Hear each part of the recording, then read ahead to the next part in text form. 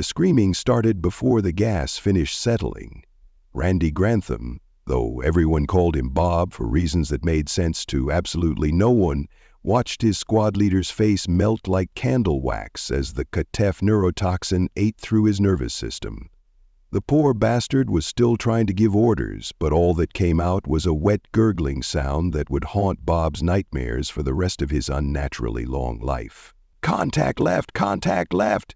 Corporal Santa Maria was shrieking into his comm, blood streaming from his eyes. "We're pinned down in the—" His voice cut off as he started convulsing. Bob pressed himself against the twisted metal that had once been a dropship, feeling the familiar burn in his lungs that meant the gas was working its way through his filters. Around him, 50,000 of humanity's finest were discovering what it felt like to have their brain chemistry rewritten by alien biochemistry. "Well," Bob muttered, checking his ammo count, "this is monumentally terrible." The Katef had been waiting for them. Of course they had. The purple-skinned bastards might look like oversized praying mantises crossed with accountants, but they were sneaky as hell. They'd turned the entire landing zone into a kill box. And now Bob's entire corps was trapped between an alien bombardment and a slow, agonizing death by neurotoxin. "Grantham!" Staff Sergeant Williamson crawled over, his left arm hanging at an impossible angle, purple foam bubbling from his mouth. "We need to secure the LZ. Evic's coming in hot." Bob looked at Williamson's face, noting the telltale purple veins spreading from his temples like a roadmap to hell. The man had maybe 30 minutes before his brain turned to soup. They all did by the look of things, but Bob couldn't know for sure. "Roger that, Staff Sergeant," Bob said, because what else was there to say? You didn't become a Grantham by giving up when things got difficult. You became a Grantham by charging head first into the impossible and somehow making it work. The battle turned into something out of humanity's worst nightmares. Katef plasma cannons rained fire from the surrounding ridges while their infantry pressed in from all sides, trying to finish off the poisoned humans before reinforcements could arrive. Bob's rifle grew so hot from continuous firing that the barrels started to glow. But he kept pulling the trigger because stopping meant dying, and dying meant letting the bastards win.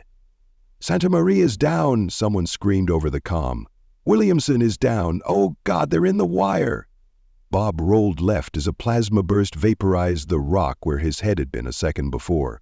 The Katef were pressing their advantage, knowing the humans were fighting on borrowed time. Every minute that passed meant fewer defenders, weaker resistance. "Fall back to secondary positions!" Lieutenant Torres shouted, his voice cracking with pain and determination. "Give ground, but make them pay for every inch." But there was nowhere to fall back to.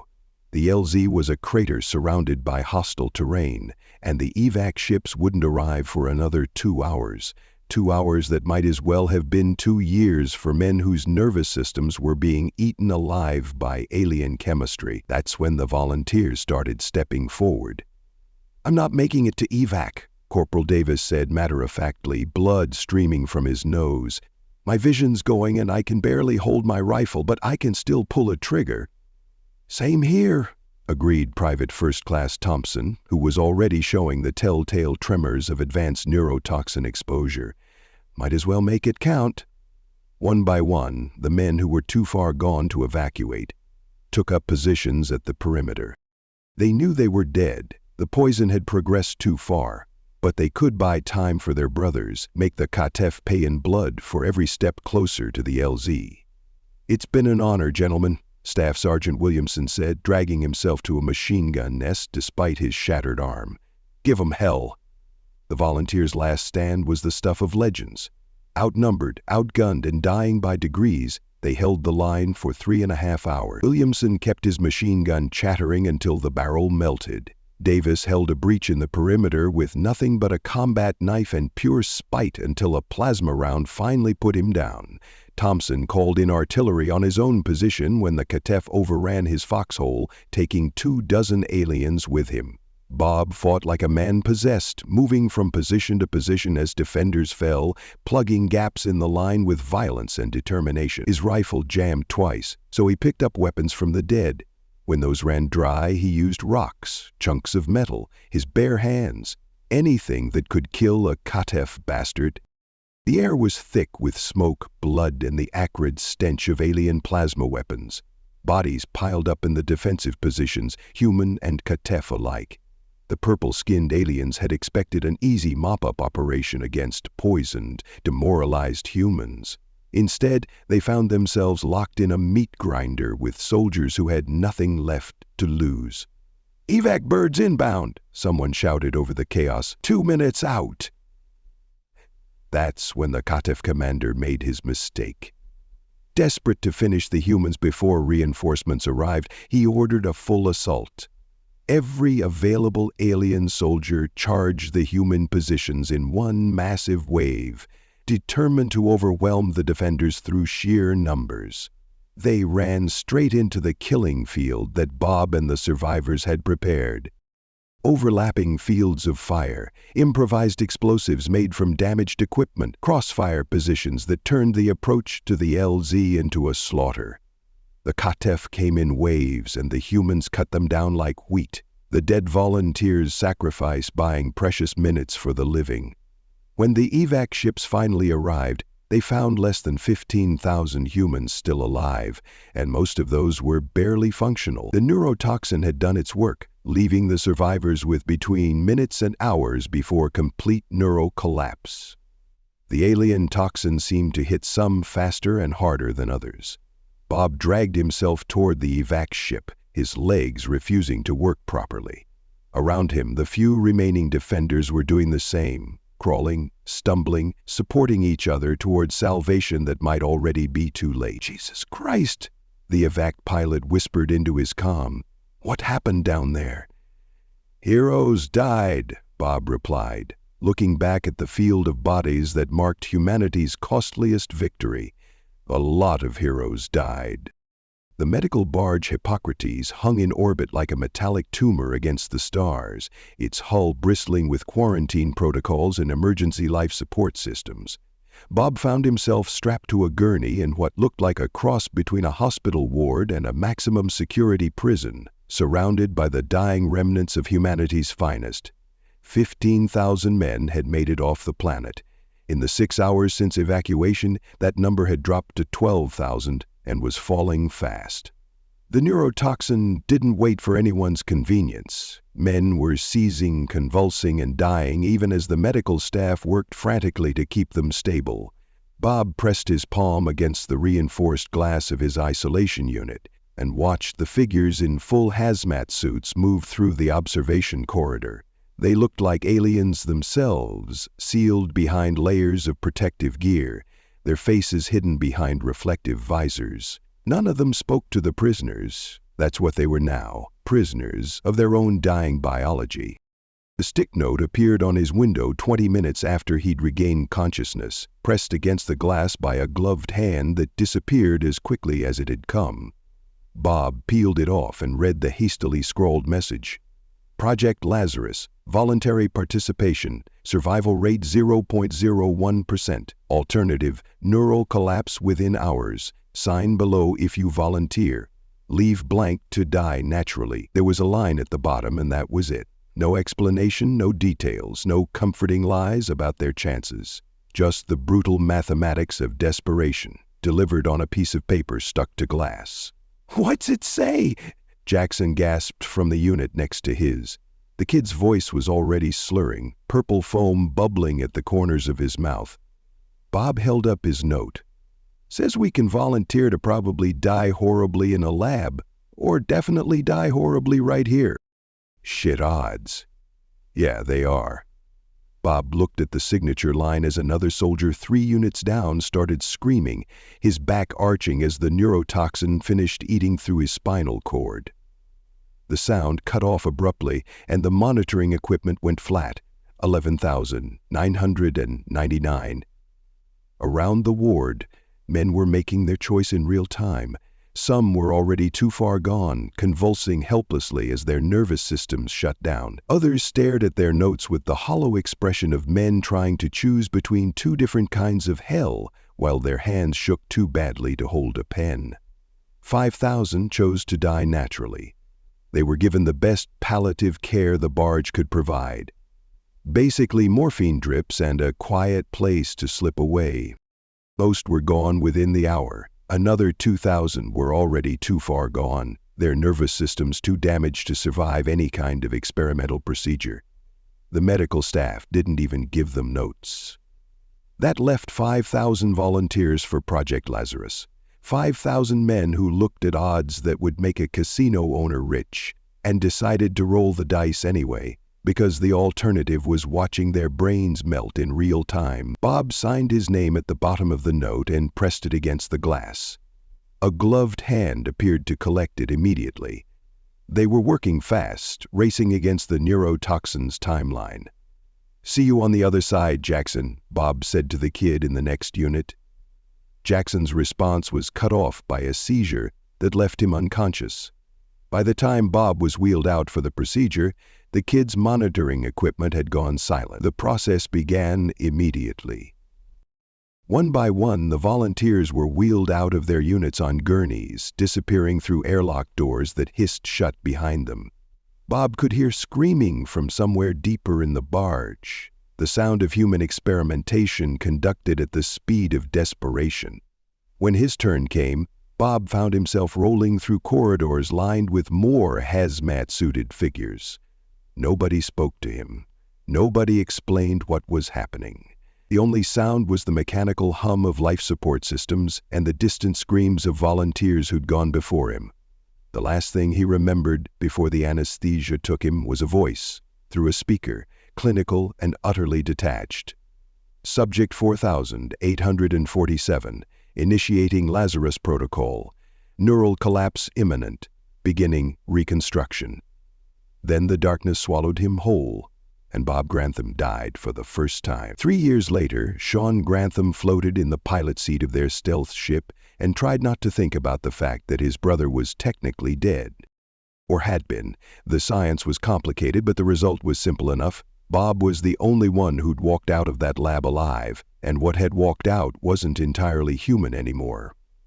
The ship drifted through space like a tomb, all systems powered down except for the passive radio array. No life support, no heat, no emissions, just 2 men in vacuum suits breathing recycled air from personal tanks, listening to their enemies panic across the void. Bob tapped Sean's shoulder and pointed at his helmet display.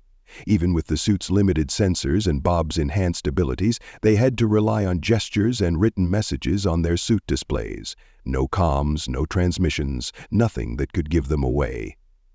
Sean nodded and settled back in his seat, watching the stars wheel past in absolute silence.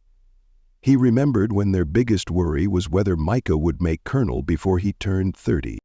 Their older brother had made general by 35 naturally. The Grantham family didn't do things by halves.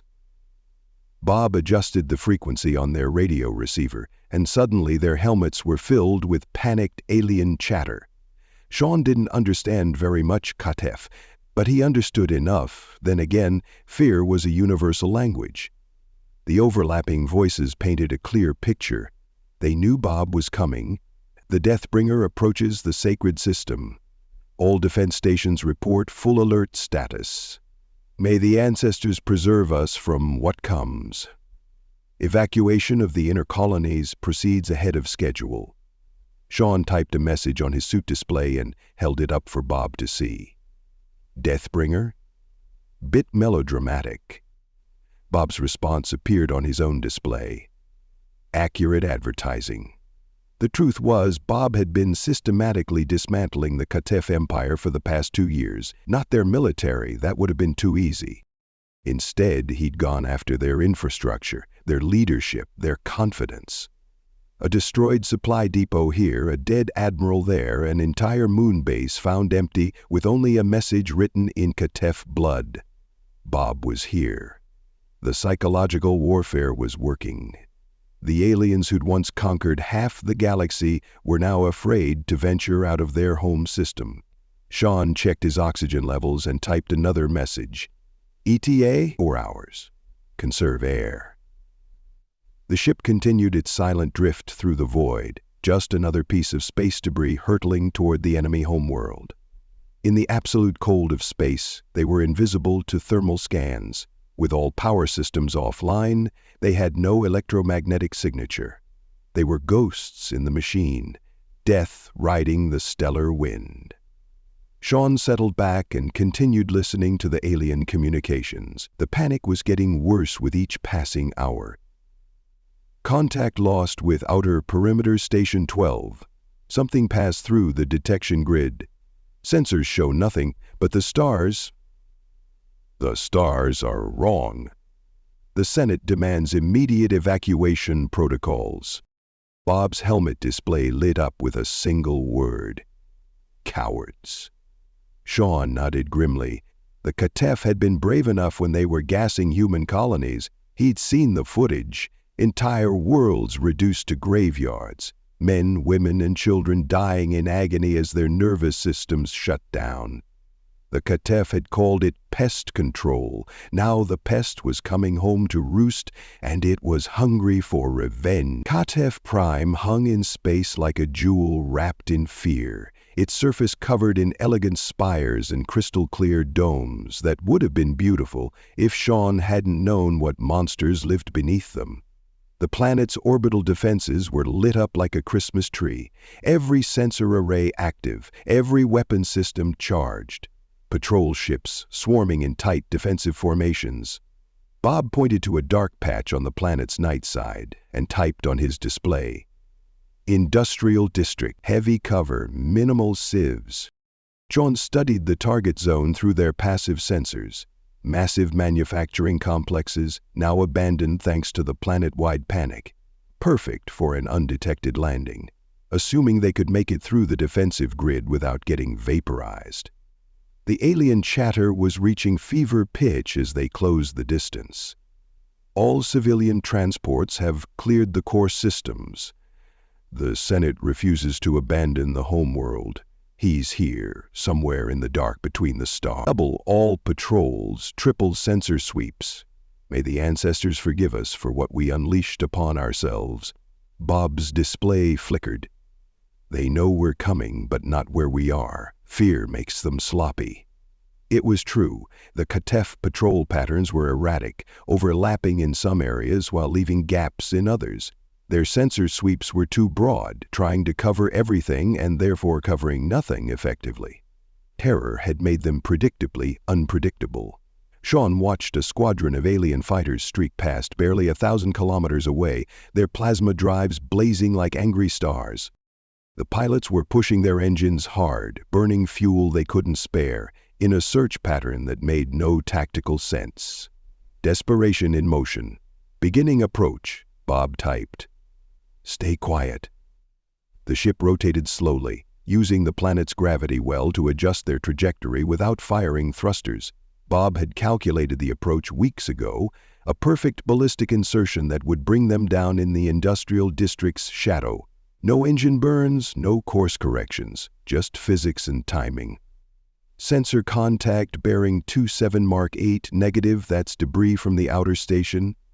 Recheck all vectors, the Deathbringer could be anywhere. He moves like a ghost, strikes like lightning. The elders say he cannot die, that human science made him immortal. Immortal? Sean typed, raising an eyebrow at his brother. Bob's response was grim. Close enough. They hit atmosphere 20 minutes later, the ship's hull heating up as they plunged through the upper layers of Katef Prime's atmosphere. Still no engine burns, still running completely dark. To any observers, they'd look like a meteorite, assuming anyone spotted them at all. The industrial district rushed up to meet them, a sprawl of darkened factories and empty processing plants. Bob fired the maneuvering thrusters for exactly 3 seconds, just enough to bleed off their forward velocity and avoid turning into a crater. They touched down between two massive manufacturing complexes with barely a whisper. Bob's display lit up. Welcome to hell. Check your gear. Sean ran through his equipment check, noting the difference between his standard military loadout and his brother's collection of custom weapons. Bob's rifle looked like it could punch through a tank, because it probably could. His armor was matte black and covered in sensor-dampening materials that made him nearly invisible to electronic detection. Weapons check complete, Sean typed back. Bob stood and moved toward the airlock, his movements fluid and predatory in a way that reminded Sean his brother wasn't entirely human anymore. Whatever Project Lazarus had done to him, it had turned him into something between a man and a force of nature. "Remember the plan," Bob's display read. "I go loud, you provide overwatch. When it gets messy, extract a rally point. What about you?" Bob's helmet turned toward him, and even through the reflective visor, Sean could feel his brother's smile. The display flickered one last time. "I'll be fine, Iolus M." They cycled through the airlock and stepped out into the alien night. The air was thick and humid, with a faintly metallic taste that made Sean's skin crawl. In the distance, the spires of the Senate building pierced the sky like accusatory fingers, lit by searchlights and swarming with defensive aircraft. The alien radio chatter had shifted to a new frequency, military traffic now. "All units converge on the Capital District." Something landed in Sector 7. Investigation teams report negative contact. "Where is he? Where is the Deathbringer?" Bob tapped Sean's shoulder and pointed toward the Senate complex. 20 kilometers of hostile territory lay between them and their target, crawling with the most desperate and dangerous enemies humanity had ever faced. But they were Granthams, and Granthams had a family tradition of making the impossible look routine. It was time to finish what the Katef had started.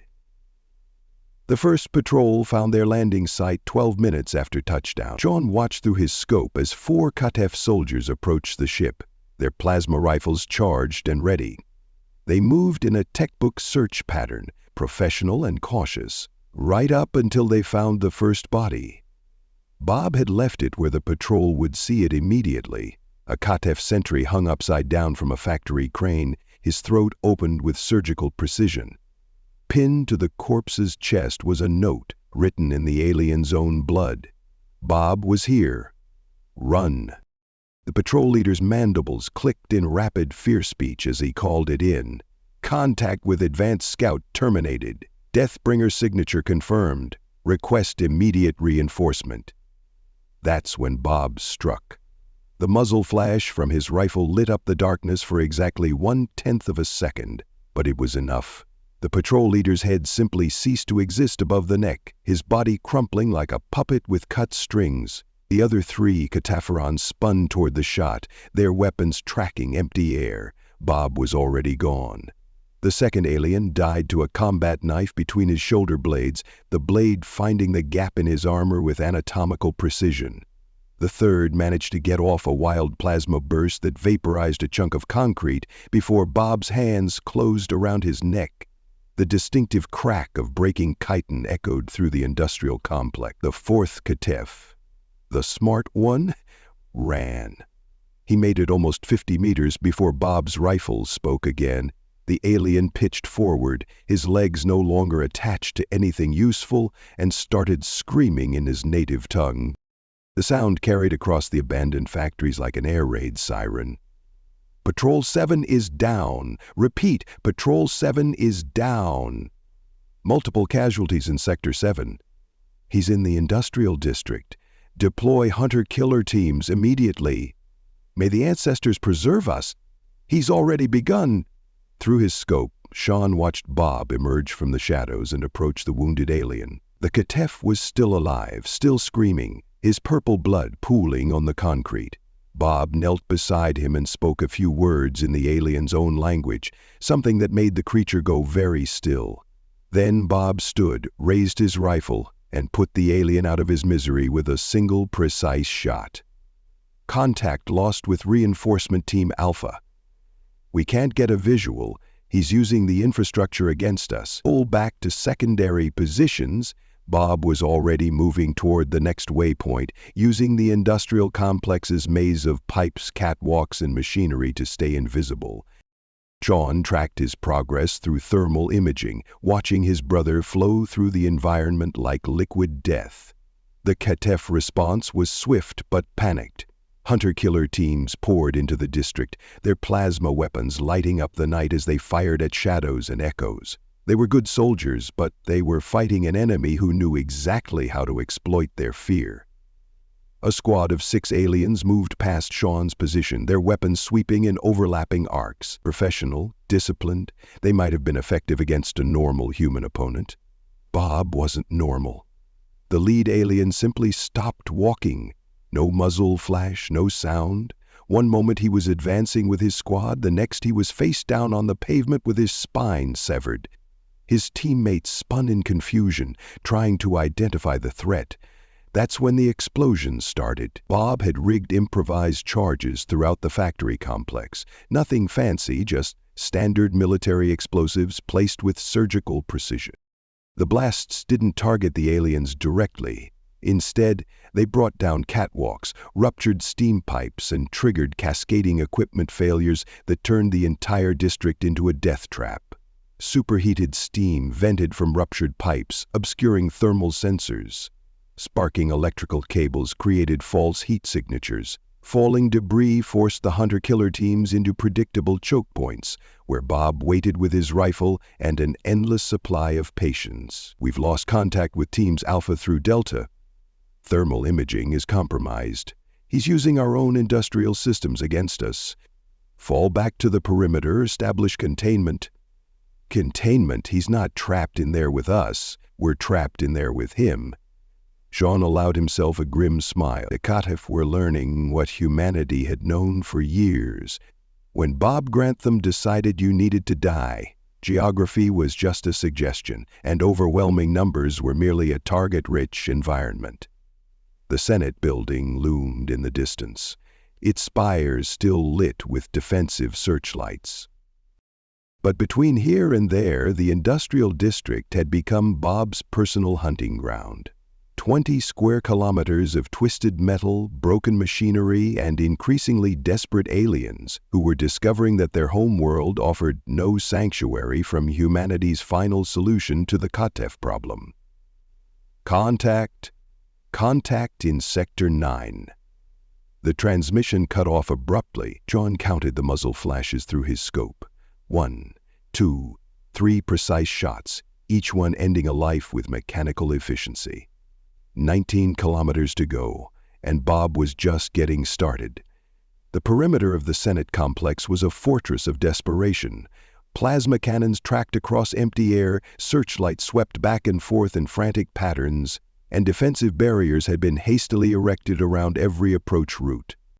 The HFY had turned their most sacred building into a bunker, and they were terrified it wouldn't be enough. Bob materialized from the shadows like a nightmare-given form, his armor's adaptive camouflage rendering him nearly invisible against the complex's geometric architecture. Sean tracked his brother's progress through thermal imaging as he approached the outer defensive ring, a maze of automated turrets, sensor arrays, and enough firepower to level a city block. The first turret never saw him coming. Bob's rifle spoke once, and the weapon platform sparked and died, its targeting systems reduced to smoking scrap.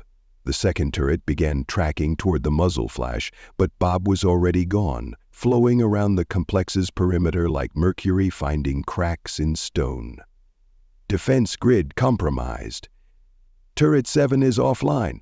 How is this possible? The sensors show nothing. Bob's next move was pure psychological warfare. Instead of attacking the remaining turrets, he simply walked into their firing lanes and stood there, motionless, letting the automated systems try to lock onto him.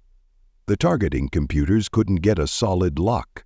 Something about his enhanced physiology confused their sensors, so the turrets just spun in circles, clicking futilely as they searched for a target standing right in front of them.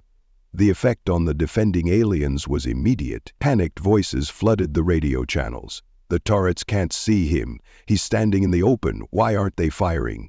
What kind of monster are we fighting? The elders spoke truly. He cannot be killed by conventional means. Bob reached out with one hand and grabbed the barrel of the nearest turret, his enhanced strength crumpling the reinforced metal like tinfoil. He tossed the ruined weapon aside and continued walking toward the Senate building's main entrance. That's when the HFY defenders broke discipline and opened fire manually. Plasma bolts filled the air around Bob like angry fireflies, but he moved through the barrage with inhuman grace. Some shots missed by inches, Others were deflected by his armor's reactive plating. He didn't run, didn't take cover. He just walked forward with the inexorable patience of death itself. A squad of Qatif elite guards emerged from hardened positions, their ceremonial armor gleaming in the searchlights. These weren't panicked conscripts or desperate militia. These were the Senate's personal protectors, veterans of a dozen campaigns, the finest warriors their species could produce. Bob killed them all in under 30 seconds. The first guard died to a throwing knife that found the gap between his helmet and gorget. The second managed to fire 3 shots before Bob's rifle removed everything above his mandibles. The third and fourth tried to coordinate their attack, moving in a classic pincer formation that should have trapped any normal opponent. Bob wasn't normal. He vaulted over their crossfire, landed behind them, and dispatched both with his bare hands before they could turn around. The remaining guards looked at their dead comrades, looked at Bob walking calmly toward them, and made the only rational decision available. They ran. Elite guard is down. He walked through our defenses like they weren't there. The Senate chamber must be evacuated immediately. Negative. The Senate refuses to flee, and they will die with honor. Honor? We're fighting a demon. The Senate building's main entrance was a work of art. Soaring arches covered in intricate carvings that told the story of Qatif civilization. Bob walked up the steps slowly, almost reverently admiring the craftsmanship, even as he prepared to end the civilization that had created it. The massive doors were sealed, reinforced with blast-resistant materials, and guarded by the building's final defensive systems. Automated gun emplacements tracked Bob's approach, their targeting lasers painting red dots across his armor. Bob stopped at the doors and looked up at the surveillance cameras he knew were watching. He raised one hand in a casual wave, then reached into his equipment pack and pulled out a shaped charge. The explosion that followed was precisely calculated, enough to breach the doors without damaging the structural integrity of the building. Bob wasn't here to destroy the Senate chamber. He was here to have a conversation with the beings inside. Smoke poured from the ruined entrance as Bob stepped through the debris. Inside, emergency lighting cast everything in a hellish red glow, and the air was thick with the acrid smell of vaporized metal and alien fear. He's inside the building. All units converge on the Senate chamber. Protect the elders at all costs. Costs? What costs? We're all gonna die. Bob's voice cut across the radio chatter, speaking perfect Qatif in the same tone he might use to order coffee. Senators of the Qatif Empire, I am coming for you. You may run, you may hide, you may pray to whatever gods you worship, but you will answer for what you did to my species. The radio channels fell silent. In the distance, Sean could hear the sound of plasma rifles charging as the Senate's final defenders prepared for their last stand. Bob adjusted his grip on his rifle and began walking deeper into the building, his footsteps echoing through corridors that had never before known the sound of human boots. The war was almost over. The Senate chamber was a cathedral of polished stone and desperate terror. Soaring pillars of carved marble stretched toward a domed ceiling that displayed the constellations of the Qatif home system, while ancient senators huddled behind barricades that had been hastily erected from ceremonial furniture and whatever blast-resistant materials the guards could find. Bob paused at the chamber's entrance, taking in the scene with the dispassionate eye of a predator evaluating prey. 47 Qatif senators representing every world in their crumbling empire had chosen to make their final stand in the heart of their civilization. Around them, the last 100 members of the elite guard had positioned themselves in overlapping fields of fire, their plasma weapons trained on the doorway. Randy Grantham, spoke Elder Zethkar, the ancient Qatif rising slowly from behind his barricade. His voice carried the weight of centuries, the authority of a species that had once ruled half the galaxy. We know who you are. We know what you have become. Bob stepped into the chamber, his rifle held casually at his side. The targeting lasers from 100 weapons painted him in crimson light, but he moved as if he were taking a leisurely stroll through a garden. Do you? Bob replied in perfect Katef, his voice echoing through the chamber. "Because I'm not entirely sure anymore." "You are Death," Zethkar said simply. "Death walking in human form, created by desperation and powered by vengeance. We understand this. We accept this. But know that we will not die as cowards." Bob nodded with something approaching respect. "Good. I was hoping you'd say that." The battle that followed lasted exactly 7 minutes and 43 seconds, though to the Katif defenders it probably felt like hours. Bob moved through their defensive positions like a force of nature, his enhanced reflexes allowing him to dance between plasma bolts that should have vaporized him. His rifle spoke with mechanical precision, each shot claiming a life, each movement calculated to maximize carnage while minimizing his own exposure. The elite guards were good, better than good. They coordinated their fire, used suppressing tactics, tried to box him in with overlapping kill zones.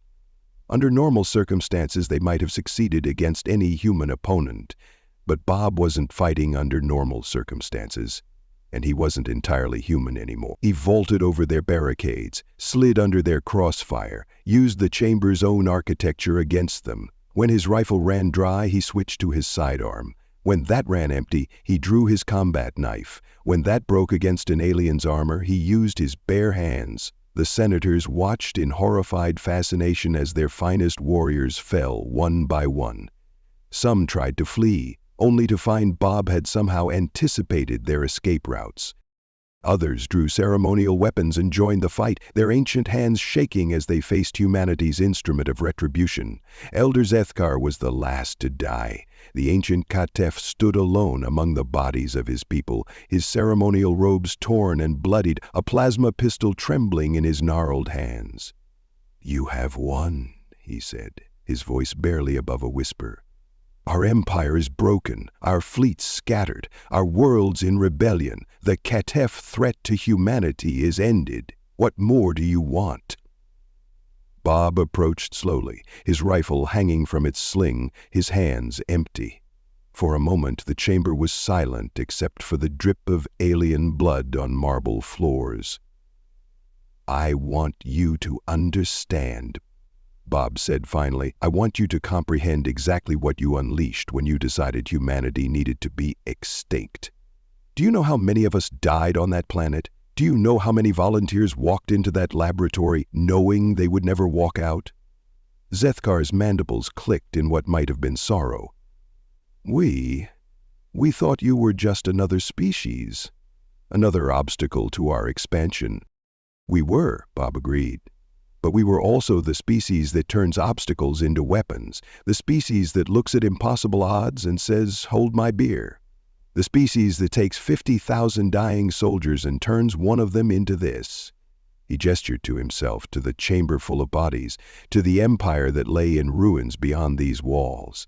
"You wanted to exterminate humanity," Bob continued. "Instead, you created something that will haunt Katef nightmares for the rest of your species' existence. Every time your children look up at the stars, they'll remember that somewhere out there humanity is watching, waiting, ready to remind you that some prey bites back." Elder Zethkar raised his plasma pistol with shaking hands. "Then let this nightmare end with both of us." "No," Bob said gently, almost kindly. "It ends with just you." The elder's shot went wide, his ancient reflexes no match for Bob's enhanced speed. Bob's response was swift and precise, a single rifle shot that ended the Katef Empire's last leader instantly. In the sudden silence that followed, Bob activated his communicator for the first time in hours. His voice carried across every Katef frequency, broadcasting to what remained of their scattered fleets and broken worlds. "This is Bob. The war is over. The Katef Senate is dead. Your empire is finished. Any world that surrenders immediately will be spared. Any world that continues to resist will receive a personal visit from me. You have 24 hours to decide." He switched off the transmitter and looked around the chamber one last time. 47 senators, 100 elite guards, and the accumulated wisdom of an ancient civilization, all reduced to cooling corpses and spreading pools of purple blood. Outside, he could hear the sound of Katef military units laying down their arms. The psychological impact of the Senate's destruction was rippling across their communications networks. Panic, surrender. The complete collapse of organized resistance. Bob walked out of the chamber the same way he'd entered, alone, victorious, and carrying the weight of 50,000 dead soldiers who'd finally been avenged. The Katif had learned the hard way that humanity's secret weapon wasn't advanced technology or superior numbers.